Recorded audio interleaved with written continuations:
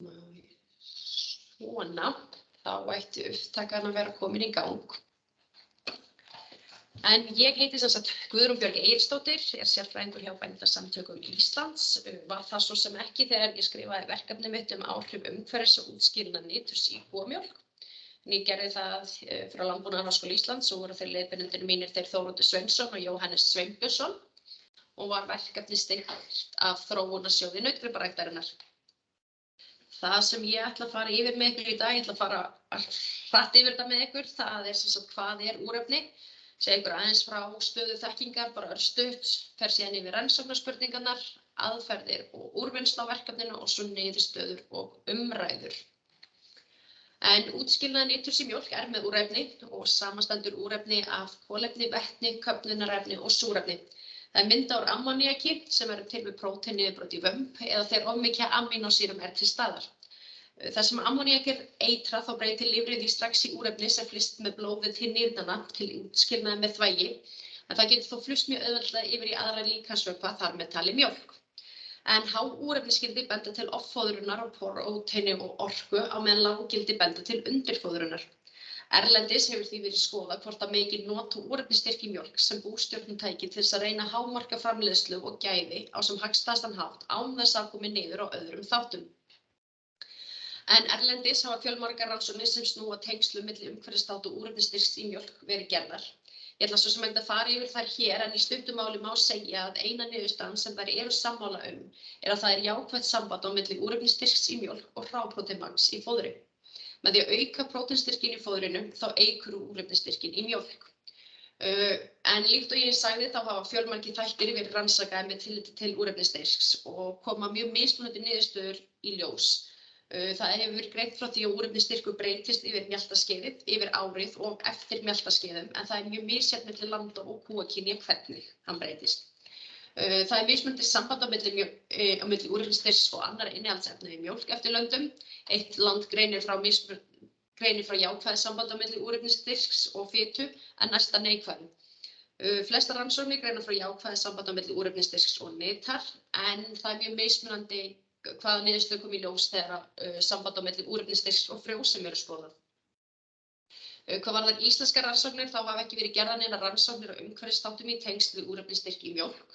Í nokkrum fóðrunartilraunum hefur úrefnisstyrkur verið mældur þótt að sé ekki verið að skoða hann sérstaklega. En Sigríður Bjarnadóttir sýndi fram á að það meiri úrefnisstyrkur í mjólk kúa sem voru fóðrar á snemmslegin í snarrót samanborið við síðslegna. Og Laufey Bjarnadóttir og Þóroddur Sveinsson greindu frá því að sláttutíma vallarfoxgrassi til dæmis hefði ekki áhrif á úrefnisstyrk í mjólk. Þóroddur Sveinsson greindi síðan frá því að úrefnisstyrk væri hærri þegar kýr væri fóðrar og sojablöndu samanborið við fiskmjölsblöndu og greindu Gunnar Ríkharðsson og Einar Gestsson frá því að meiri úrefnisstyrkur í mjólk kúa þegar það er verið að fóðra á votverku byggi samanborið við þurrkað íslenskt og innflutt bygg. En af því að erlendar rannsóknir gefa ekki einhliða niðurstöðu og rannsóknir hafa sýnt fram á úrefnisstyrkur sem mismunandi eftir löndum og kúakynjum, þá þótti okkur sérstaklega mikilvægt að rannsaka íslenska kúakynið sérstaklega og athuga hvort að mætti nýta efnamælingar á úrefnisstyrk í mjólk sem bústjórnartæki. Rannsóknarspurningarnar mínar voru 5. Sú fyrsta var hver eru tengsl úrefnisstyrks við fitu, prótein, laktósa, kasein, frumutölu og fría fitusýrur í mjólk. Spurning 2 voru hver tengsl úrefnisstyrks við nyt, endingu og frjósemi. Spurning 3 hvað veldur breytileika úrefnisstyrk mjólkur á milli kúabúa. Spurning 4 hvað veldur sem breytileika innan kúabúa. Og spurning 5 var síðan hvert hagnýtt gildi úrefnismælinga fyrir bændur. En rannsóknin mín byggði á huppu ásamt spurningarlista úr heimsóknum á valin bú.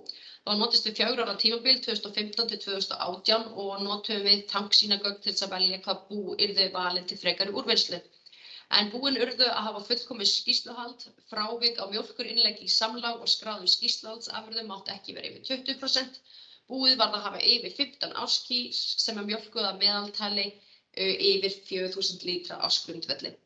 Það voru alls 410 bú sem uppfylltu þessi skilyrði og var þeim skipt niður í 5 jafna úrefnisflokka, byggðum á meðal úrefnisstyrk búanna og úr hverjum úrefnisflokk voru síðan 7 bú valin til frekari úrvinnslu eða 35 bú í heildina.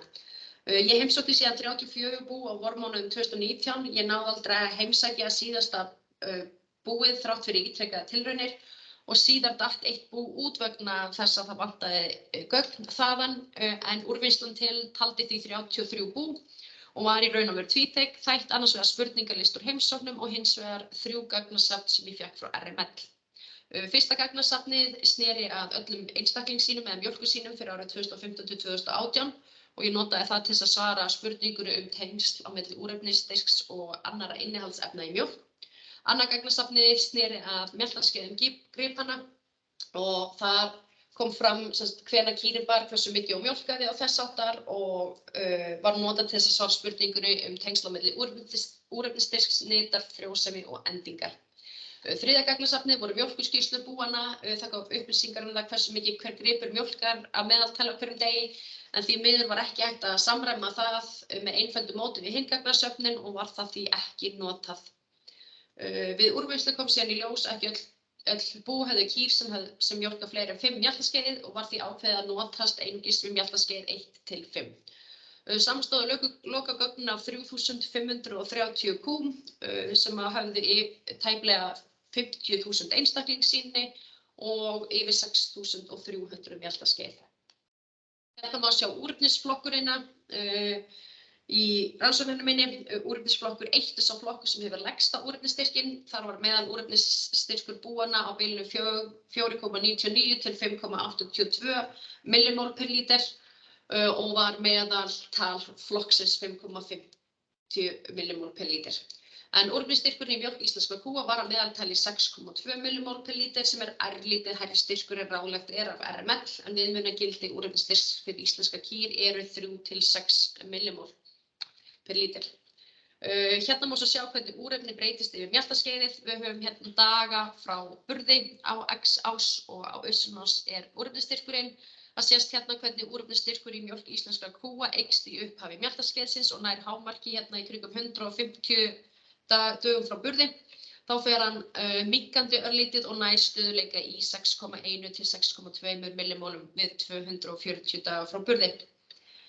Úrefnisstyrkurinn breyttist einnig eftir árstíma. Hérna höfum við mánuði ársins á X-ás og úrefnisstyrkurinn á Y-ás. Tölurnar fyrir ofan hverja súlu eru meðaltal mánaðarins en úrefnisstyrkurinn var hæstur í upphafi árs í janúar og fór minnkandi þegar líða tók á veturinn með lágum gildum í mars. Þá kom smá uppsveifla aftur og síðan féll hann aftur og náði lágmarki hérna í júlí.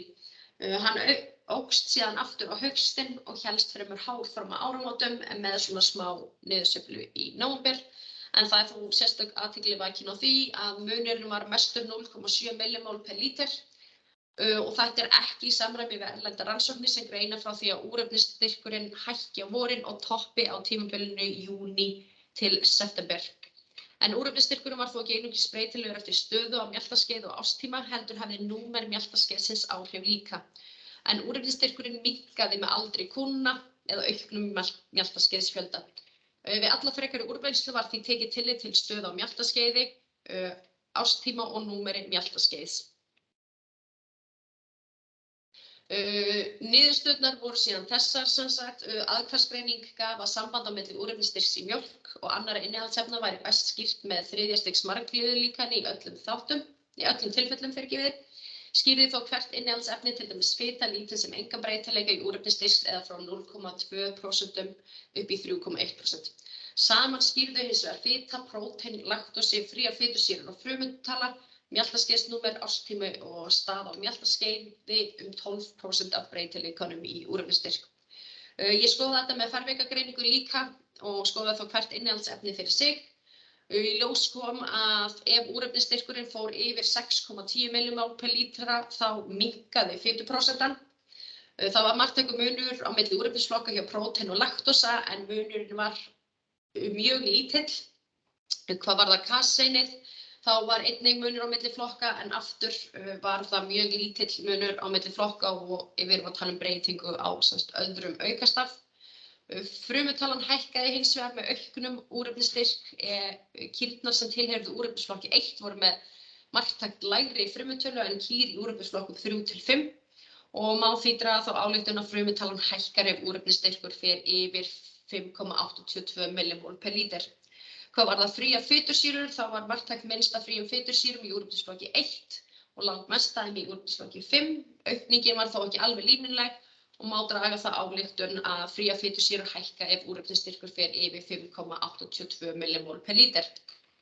Hvað var það nytfrjósemi á endingu, þá jókst nytin með auknum úrefnisstyrk að úrefnisflokki 4 reyndar undanskildum, en kýrnar í úrefnisflokki 5 sem var mesti úrefnisstyrkurinn mjólkuðu marktækt meira en kýr í öðrum úrefnisflokkum. Að meðaltali mjólkaði hver kýr í úrefnisflokki 5 309 lítrum meira á hverju mjólkarskeiði en hver kýr í úrefnisflokki 1. Til þess að setja þetta í samhengi við búin þá mætti búast við því að við erum með 63 kúa hjörð á búi sem fellur undir úrefnisflokk 5 og myndu þær mjólka samtals tæplega 20.000 lítrum meira en sambærileg hjörð á búi sem fellur undir úrefnisflokk 1. En þetta í samræmi við erlendar niðurstöður sem greina frá því að nyt eykst með auknum úrefnisstyrk. En á meðan nytin jókst með auknum úrefnisstyrk þá minnkaði frjósemin. Marktækt lengsta bilið á milli burða var hjá kúnum í úrefnisflokki 5 eða 405 dagar að meðaltali og meðan stysta bilið eða 384 dagar voru hjá kúnum í úrefnisflokki 1. Þarna munar á 21 dögum sem heilt gangmál á meðaltali, semst á milli þessara flokka. En þetta líka í samræmi við erlendar niðurstöður sem greina frá því að fanghlutfall minnkar við aukinn úrefnisstyrk sem og það verður lengra tímabil á milli burðar og fyrstu sæðingar og lengra tímabil á milli burðar og árangursríkar sæðingar við aukinn úrefnisstyrk.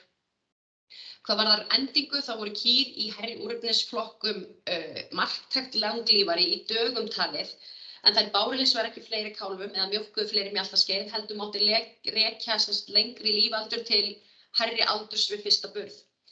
Á meðan kýrnar í úrefnisflokki 1 báru að meðaltali 26 mánaða gamlar, þá báru kýr í úrefnisflokki 5 ekki fyrir 28,5 mánaða gamlar. Aldur við fyrsta burð hækkaði í raun og veru með úrefnisstyrknum og voru kýrnar því ekki að endast lengur í framleiðslu, þær bara báru örlítið eldri og voru því örlítið eldri þegar þeim var slátrað. Afdrif kálfa var ekki eitt af meginmarkmiðum rannsóknarinnar en þar sem upplýsingarnar voru til staðar var ákveðið að nota þær og gaf tvíkosta aðkvæðsgreining að líkurnar á því að kálfur fæddist lifandi jukust með auknum úrefnisstyrk en munaði þó mest 1,9% á milli úrefnisflokks 1 og 5. En hvað veldur breytileikanum á úrefnisstyrk? Marktækur var á úrefnisstyrk í mjólk kúa innanbúa og var breytilegi mestu 24,2% en minnstur 16,7%. Það var einnig marktækur á úrefnisstyrks í mjólk á millibúa sem betur fer þar sem að búin voru valin með tilliti til úrefnisstyrks. En ég notaðist við niðurstöður heimsóknar til þess að reyna að leggja mat á það hvað veldur mismunandi úrefnisstyrk á millibúa. Af búunum 33 sem heimsótt voru 29 legubásafjós og 4 básafjós. Í ljós kom að stærð og samsetning búanna var sambærileg á milli úrefnisflokka og það voru því ekki þættir sem hafa áhrif á úrefnisstyrk. En breytileika úrefnisstyrk mátti heldur ekki rekja til þátta sem snúa heilbrigði, en hlutfall kelfdra kvíga sem segir til hraða endurnýjunar, dýralæknakostnaðar, útiveru og bætiefnanotkun var sambærileg í öllum úrefnisflokkum. Það var ekki marktækur munur á hámarkskjarnfóðugjöf á dag né hvenær bændur hættu að gefa kúnnum kjarnfóður fyrir burð. Meðal kjarnfóðugjöf á ársbú var einnig sambærileg á milli úrefnisflokka þannig að það var álitið að ekkert af þessu hafði áhrif. Innihaldsefni í kjarnfóði skipta aftur á móti máli og ég fer aðeins betur yfir það hér á eftir. En það var heldur ekki munur á korni grænfóðurrækt á milli úrefnisflokka og né búfjáráburðarnotkun né notkunar á tilbúnum áburði. Þannig að ekkert af þessi hafði áhrif á úrefnisstyrkinn. Það sem hafði hins vegar áhrif á úrefnisstyrkinn var hráprótínmagn í kjarnfóðri, prótínmagnið í gróffóðri og endurræktunarhlutfall. Ef við byrjum á því að skoða kjarnfóðrið, þá erum við hérna með hráprótínmagn í kjarnfóðri á X-ás og úrefnisstyrkinn á Y-ás og við sjáum hérna að eftir því sem að prótínmagnið í kjarnfóðri eykst, þá minnkar úrefnisstyrkurinn. Þetta er marktækt samband en er algjörlega andstætt því sem að allar erlendar rannsóknir greina frá en þær greina frá því að eftir því sem eykur prótínmagnið í fóðrinu, þá á úrefnisstyrkurinn að aukast. Hér sjáum við hins vegar hvernig prótínmagnið í gróffóðri hefur áhrif á úrefnisstyrkinn. Hér sjáum við að eftir því sem eykur prótínmagnið í gróffóðrinu þá eykst úrefnisstyrkurinn. Sambandið hámarktækt og sterkt og skýrir prótínmagni í gróffóðri 44% af breytileikanum í úrefnisstyrk. Þetta hins vegar í samræmi við flest allar erlendar rannsóknir sem greina frá því og úrefnisstyrkur eykst með prótínmagni fóðursins. En þrátt fyrir að prótínmagn gróffóðursins skýrði eitt og sér mestan breytileika í úrefnisstyrk var einnig marktækt samband á milli úrefnisstyrks og annarra snefilefna í fóðrinu. Þetta eru snefilefni hérna sem við sjáum á glærunni. Og við skoðuðum samband á milli úrefnisstyrks og allar þessara innihaldsefni í gróffóðri sem höfðu áhrif sem og með prótínmagninu þá skýrði þetta saman allt í allt 74% af breytileikanum í úrefnisstyrk. En að lokum var það endurræktunarhlutfallið. Hér sjáum við endurræktunarhlutfallið á X-ás og úrefnisstyrkin á Y-ás og í ljós kom að marktækt neikvætt samband var á milli úrefnisstyrks í mjólk og endurræktunarhlutfalls, líkt að sjá má á myndinni. Þar sem prótínmagn í gróffóðri var mest á búunum í úrefnisflokki 5 hefði mátt búast við því að hlutfall endurræktaðra túna væri hátt, túnin nýleg og enn rík af sáðgresi og því prótínmagn gróffóðursins hátt. Það reyndist hins vegar ekki vera. Því greinilega ekki nóg að endurrækta túnin ef við ætlum að reyna að auka úrefnisstyrkinn. Það greinilega nauðsynlegt líka að slá og verka gróffóður á réttum tíma. En allir nokkrar rannsóknir hafa sýnt fram á að gæði og lysturleiki gróffóðurs minnkar eftir því sem að líður á sláttutíma. En miðað við þessar niðurstöður þá eru bændur í lægri úrefnisflokkum að reyna að bæta upp gæði gróffóðursins með því að endurrækta og kaupa prótínríkt kjarnfóður. En búin í úrefnisflokki 5 voru með prótínríkasta gróffóðrið og gátu þar af leiðandi leyft sér að kaupa prótínsnauðara kjarnfóður og meðan það var öfugt í úrefnisflokki 1. Þegar ég skoðaði saman prótínmagn í gróffóðri og kjarnfóðri þá reyndist prótínmagn í kjarnfóðri ekki skýra neitt breytileika í úrefnisstyrk. En það mögulega skýrist af mismunandi samsetningu prótíns í kjarnfóðri og gróffóðri og hlutverki vambarörverana. En almennt hærra hlutfall af vambaleysanlegu prótíni í gróffóðri en kjarnfóðri en hafa þó fleiri þættir á áhrif líkt og orkustyrku fóðursins. En því má segja að úrefnisstyrkur í mjólk skýrist fyrst og fremst af prótínmagni í gróffóðri og því best að hafa áhrif á prótínmagni í gróffóðri ef þú ætlar að valda breytingum í úrefnisstyrk. En hvað veldur þá breytileika úrefnisstyrk í mjólk á milli kúa innan sama búsins? Bændur eru yfirleitt að fóðra alla mjólkurkúahópinn á sama gróffóðrið en kjarnfóðurgjöfin mismunandi. Líklegast má rekja misháan úrefnisstyrks í kúm innan búa til hæfni kúnna til þess að innbyrða fóður og getu þeirra til að jafna sig eftir burð, mismikilla framleiðslu eða mögulega aðgengi að fóðri. En ályktanirnar eru því þær að staða á mjaltaskeiði, árstíma og aldur kýrinnar skiptir máli þegar verið að skoða úrefnisstyrk. Fita, frumutal og fría fitusýrur verða fyrir áhrifum af úrefnisstyrks en þó mjög litlum. Nyt og frjósemi verða fyrir áhrifum á úrefnisstyrk en úrefnisstyrkurinn hefur ekki áhrif á endingu. Breytileikan á úrefnisstyrk milli búa má rekja til prótínstyrk gróffóðursins en breytileikan á úrefnisstyrk innan búa má líklegast rekja til getu kúnna. Ég útbjó leiðarvísi fyrir bændur sem í hluti af mastersverkefninu mínu en í raun og veru það þannig að bændur verða skoða út frá sínu ræktunarmarkmiði hvaða þætti þeir vilja hámarka, frjósemi eða nyt. Lægri úrefnisstyrkur hagstæður ef það verið að spá í fitu, frumutölu, fríum fitusýrum og frjósemi. En hærri úrefnisstyrkur hagstæður að vilt auka nitina og þá mögulega lífslíkur kálfa.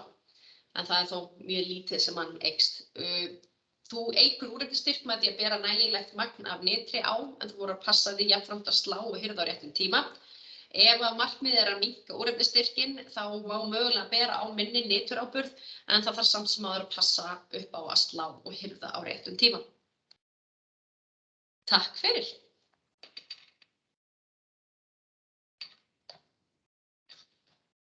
Eru þið með einhverja spurningar, þeir sem eru mætt? Já, takk fyrir. Það var fróðlegt. Ég ætlar að taka upp spurningarna líka. Ég get alveg stoppað eða þú vilt. Nei, ég ætlaði bara að spyrja. Ég var bara að velta því fyrir mér hvort það hefði verið skoðað sem sagt út frá niturnýtni í kúnni, ef við getum orðað það þannig. Sem sagt, hvað skilst út af enni, ef við tökum út frá svona umhverfislegu sjónarmiði. Nei, ég skoðaði það ekki einfaldlega af því ég gat ekki leiðrétt fyrir neitt. Það sem sagt, af því ég gat ekki samræmt gagnáðsefnin án þess að vera með rosalega mikla, hvað segir maður, persónulegt mat á því hvað mælingar ættu saman, þá gat ég í raun og veru ekki leiðrétt fyrir NIT og gerði það því ekki, sem sagt, já. Þannig að því miður gat ég það ekki, það hefði samt verið mjög gaman að skoða það. Já. Það sem ég kannski, mér finnst hérna fróðlegt að maður er að hugsa til dæmis þegar maður með smárablöndur. Já. Að þá þetta spurning sko hvar, ég finnst það áhugavert sko hvar skurðpunkturinn liggur í rauninni að hlutfall smára í grófföðrinu. Já, einmitt. Hvað það getur verið, hvað er hagstæðast að hafa það?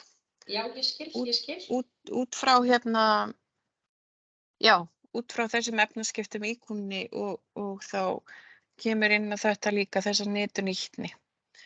En ég veit að það er ekki, eða mér vitanlega það er ekki margar greinar eða heimildir sem að taka það. Það er svo rosalega mikið oft horft á nitina. Er það ekki rétt hjá mér? Jú, og það ég var ekki með sko það nákvæmar upplýsingar frá bændunum sko til dæmis hvaða væri stórt hlutfall af smára í þeirra fóðri eða þess háttar. Ég fékk bara heilsýna niðurstöðurnar frá þeim og notaðist við þær og efnamælingar og þess háttar en hef í raun og veru enga hugmynd það hvaða sáðgresi þeir voru að sá eða voru með í sínum túnum. Nei, einmitt. Þetta var bara það sem ég var að pæla. Ég skil. Takk kærlega fyrir. Bara verði þeirra góð.